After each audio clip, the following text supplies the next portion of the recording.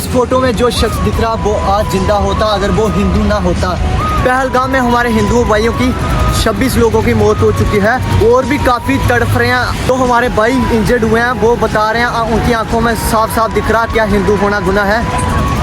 मारने वाले ने पहले जाति नहीं पूछी, भाषा नहीं पूछी, राज्य नहीं पूछा, एक ही सवाल किया वो था वो हिंदू थे एक, और हिंदुओं के साथ उनके मतलब उनके परिवार के सामने उन्होंने उनको नंगा किया सबसे पहले, फिर उसको गोली मारी गई। तो भाई बहुत ही गलत हुआ, ये सब नहीं होना चाहिए था और हम सब जानते हैं भाई। और हमारे हिंदुओं के साथ पहले भी कई बार ऐसा हुआ है। और आपने कुछ महीने पहले देखा कि बांग्लादेश में भी हमारे भाई बहनों के साथ कुछ मंदिर थे हमारे हिंदुओं के बांग्लादेश में, वो भी तोड़े गए और हमारी बहनों के साथ भी काफ़ी मतलब बहनों के साथ रेप वगैरह हो रहे हैं और आज भी हो रहे हैं। क्या आप अगर आप अब भी आवाज़ नहीं उठाओगे ना तो कल को हमारी बहनों के साथ और आपकी बहनों के साथ भी रेप हो सकते हैं। वो था धर्म, क्योंकि अब कहाँ गए वो मोदी सरकार जो बोलते थे कि हमारे भाई बहनों के साथ कभी ऐसा नहीं होगा। जम्मू कश्मीर के पहलगाम में जो मंगलवार को 3 बजे पहलगाम में हमारे जो भाइयों और बहनों के साथ ऐसा गलत हुआ। तो दोस्तों कुछ मेरे पास क्लिप्स वगैरह पड़ी हैं, वीडियो पड़ी हैं, जिसके माध्यम से आपको बताना चाहता हूँ जो भी हमारे भाई बहनों के साथ हुआ है। आप बोले ना मुझे क्या बोलते भेलपुरी खा रही थी, मेरा पति साइड में था, एक इंसान है उसने उसको गोली मार दी। यहाँ पे उसने बोला कि ये शायद मुस्लिम नहीं है, उसने उसको गोली मार दी। नहीं आप टेंशन मत लो। अब बेटा आप यहाँ पे रहो, हम साथ में। मैडम ये जो भीड़ साहब है प्रेसिडेंट, आप टेंशन मत लो, मेरे पति को बचा लो। हम बचा देगा, कोई बात नहीं। जब समझ युवा रीजन क्या है, ठीक है हम बचा देंगे, आप टेंशन मत लो। मैं आ रहा हूँ। मैं कहाँ पे आपका ये हस्बैंड?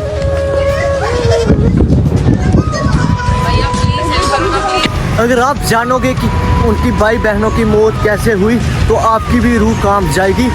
मैं बताता हूँ कि कैसे हुआ सब कुछ।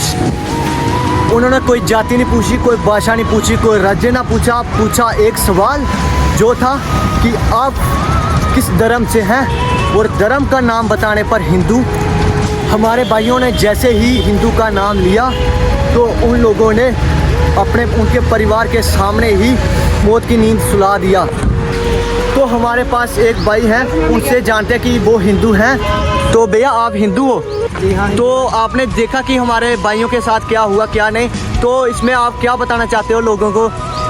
यही बताना चाहता हूँ इस समय पे जो हिंदू हैं वो सुरक्षित नहीं है इस देश में। हाँ। हमें खुद ही खड़े होना होगा, इस सरकार के खिलाफ सुरक्षित करना होगा। तो भैया आप आवाज़ उठाओगे हमारे हिंदुओं के साथ जो हुआ वो उनको इंसाफ दिलाओगे? जी जरूर, हम तो हमेशा ही तैयार हैं, लेकिन बाकी वालों से भी अनुरोध करता हूँ कि आप ये संदेश आगे तक पहुँचाओ और सबको ये उम्मीद रखता हूँ कि आप भी आवाज़ उठाओ। तो अगर आप आज नहीं आवाज़ उठाओगे तो कल को आपकी बहन के साथ भी रेप हो सकता है, मेरी बहन के साथ भी रेप हो सकता है, हमारे परिवार के साथ भी ऐसा जुल्म हो सकता है। तो क्या आप हमारे साथ आवाज़ उठाने के लिए तैयार हो? हम लेके जा रही है, देखो आपके लिए बिस्किट भी लाए, चॉकलेट लाए, चॉकलेट पास लेके जाएंगे।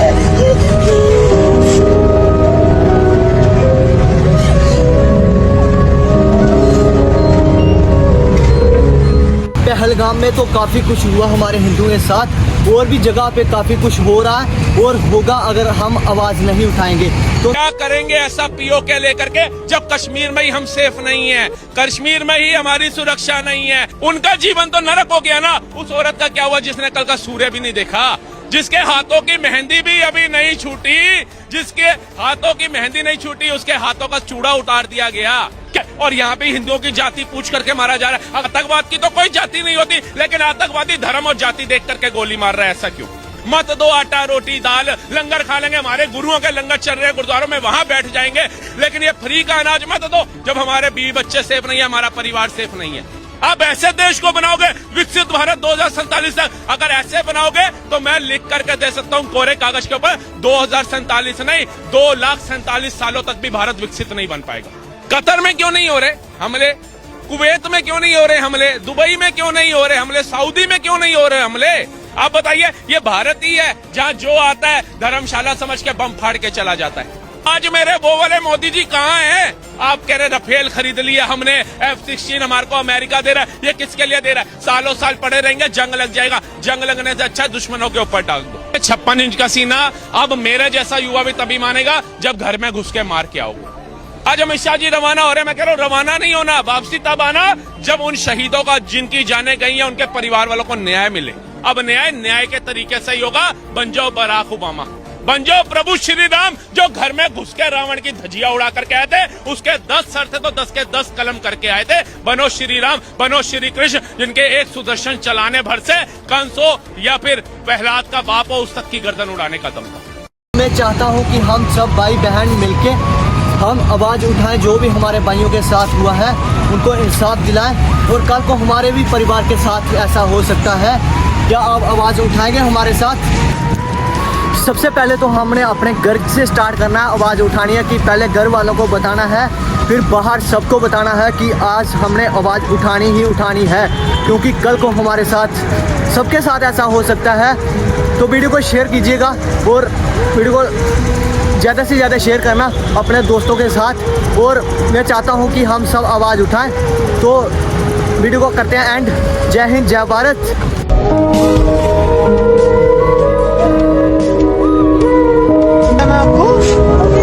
हम लेके जा रही है, जा रहे हैं ना, देखो आगे